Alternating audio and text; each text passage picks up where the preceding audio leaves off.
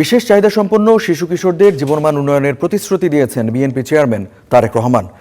বগুড়া এক মতবিনিময় সভায় তিনি এই প্রতিশ্রুতি দেন। জুমার পর রংপুরের উদ্দেশ্যে রওনা হন তারেক রহমান। সেখানে শহীদ আবু সাঈদের কবর জিয়ারতের পর যোগ দেবেন জনসভায়। বিস্তারিত প্রতিবেদনে। বিশেষ চাহিদা সম্পন্ন শিশু কিশোরদের গানে মুগ্ধ বিএনপি চেয়ারম্যান তারেক রহমান ও তার স্ত্রী জোবাইদা রহমান। সে গানে গলা মেলান সমবেত সবাই। বিএনপি চেয়ারম্যান তারেক রহমানের উত্তরবঙ্গ সফরের দ্বিতীয় দিন সকালে হোটেল নাস গার্ডেনে মতবিনিময় সভায় অংশ নেন তিনি।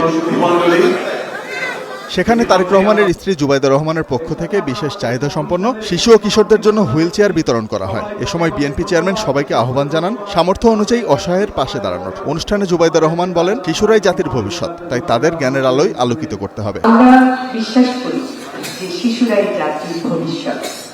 আজকের শিশু হবে আগামী দিনে দেশ গড়ার মহান সৈনিক।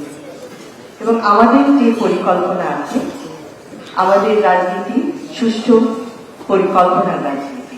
আগামী দিনগুলো আজকের পর থেকে আগামী দিনগুলোতে এই ধরনের মানুষ যারা আছে, প্রতিবন্ধী মানুষ যারা আছে, আমাদের আশেপাশে যারা আছে, আমরা যে যার অবস্থান থেকে যতটুকু সম্ভব তাদের পাশে এসে দাঁড়াই, তাদেরকে আমরা সহযোগিতা করি। এটাই হোক আজকের দিনের স্বপ্ন।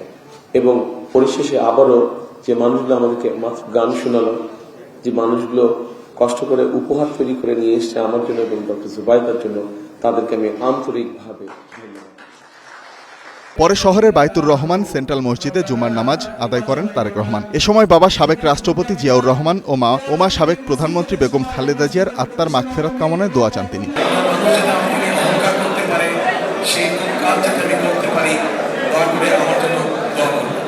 জুমা শেষে রংপুরের উদ্দেশ্যে রওনা হন তারেক রহমান। সেখানে শহীদ আবু সাঈদের কবর জিয়ারতের পর জনসভায় যোগ দেবেন বিএনপি চেয়ারম্যান।